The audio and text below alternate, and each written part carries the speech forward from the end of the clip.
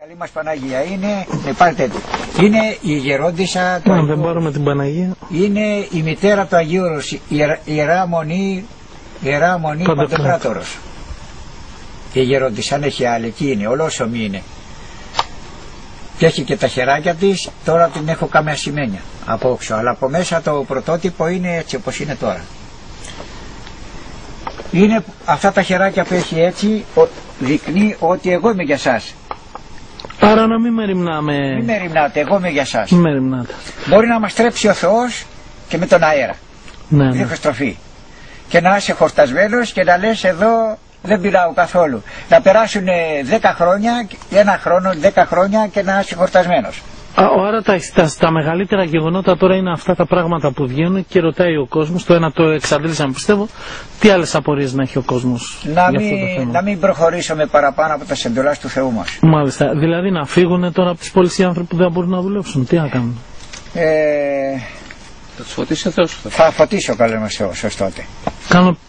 Καλά είναι ότι τους φωτίσει ό,τι κάνουν προς αγάπη Χριστού. Είναι, μάλιστα είναι καλό. Είναι καλό. Μάρτυρες θα βγουν γέροντα τώρα. Θα βγουν και μάρτυρες. Δηλαδή θα σκοτώσουν ανθρώπους επειδή δεν παίρνουν το 666 τον Άκρα και όλα αυτά. Αλλά θα είναι τα τελευταία όταν έρθει ο Αντίχριστος. Όταν έρθει ο Αντίχριστος, όχι τώρα. Τώρα στην Αμερική έχει γίνει ένα κίνημα το οποίο προχωράει και σε εμάς, στην Ευρώπη. Δηλαδή. Κίνημα το οποίο είναι επικίνδυνο. Ενάντια στο χριστιανισμό. Ενάντια στο χριστιανισμό. Στην Ορθοδοξία. Έχει γίνει κάποια εξόρμηση τώρα κρυφά. Από ποιους έχει γίνει αυτό? Έχει γίνει από εκείνους που δεν είναι να τους συζητάμε. Από τους Εβραίους. Από τους ξένους. Εκείνοι που δεν είναι χριστιανοί, εκείνοι που δεν πιστεύουν στον Χριστό. Από αυτούς έχει ξεκινήσει το κίνημα. Το οποίο τώρα λίγο η Ελλάδα μας θα κάνει επιλογή, πώς το λένε, επιλογή στρατού μέχρι 50 ετών. Κάνει τώρα για να είναι έτοιμη, το οποίο άμα αυτό το θέμα έχει έρθει προς την Ευρώπη, ναι, θα είμαστε έτοιμη η προσκύνηση. Επιστράτευση. Για να το προσκυνήσουμε εμείς. Επιστράτευση. Όχι, δεν θα αφήσει ο Θεός βέβαια, αλλά θα δηλιάσει πολλοί κόσμος. Και με ρωτάνε εμένα, τι θα κάνει, λέει, αν έρθει η ώρα εκείνη. Τι κίνημα είναι αυτό ακριβώς? Κίνημα προς τον χριστιανισμό. Προς τον χριστιανισμό. Παραπλανητικό ή καλό? Ή θετικό? Παραπλανητικό, δηλαδή να μπερδέψει τον κόσμο. Ναι. Του αντιχρίστου κίνημα. Ναι.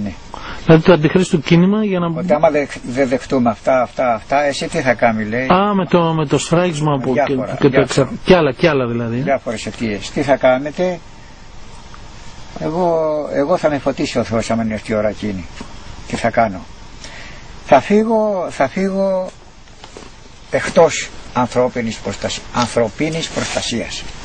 Δηλαδή γέροντα, αυτό που λέτε θα γίνει ο κόσμος βέβαια δεν μπορεί να τα καταφέρει αυτά, διότι θέλει να συναρμοστούμε μετά του Θεού για να μας βοηθήσει. Να σας πω, γιατί ο κόσμος δεν θα καταλάβει τι ακριβώς κίνημα θα είναι. Τι θα ζητήσει τον κόσμο? Θα ζητήσει να πάρει κάποια κυβερνητικά χαρτιά, νούμερα, τα τσιπάκια. Διάφορα. Όλα αυτά μαζί θα τους αλλάξει τρόπο ζωής. Τι θα κάνει τώρα με τέτοιο τρόπο πονηρό τρόπο το οποίο. Το κίνημα της νέας εποχής είναι. Νέας εποχής.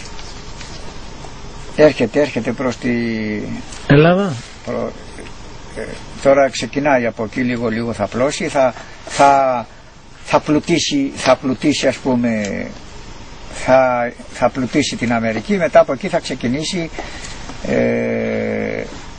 στα προάστια της Ευρώπης. Και από τα προάστια της Ευρώπης θα λάβουμε μέτρα άλλα, τα οποία θα έρθετε πάλι να τα πούμε. Όταν έρθει προς τα δω δηλαδή. Ναι, τι θα γίνει? Ακόμη είναι εντός. Απλώς εκεί έχω και αδέρφια που είναι τώρα στην Αμερική, εκεί σε κάποια τοποθεσία, και είναι και 2 άτομα εδώ πέρα στην πατρίδα που περιμένουν και τα γνωρίζουν αυτά τώρα και δεν θέλουν να πάνε πίσω, φοβούνται να μην σκλαβωθούν εκεί. Δεν θέλουν να πάνε στην Αμερική, δηλαδή θα τους βγάλουν πιθανόν, ακούς. Ξέρετε κάποιους Καναδούς που ήρθαν στην Ελλάδα.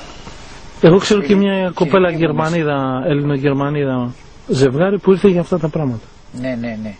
Από εκεί.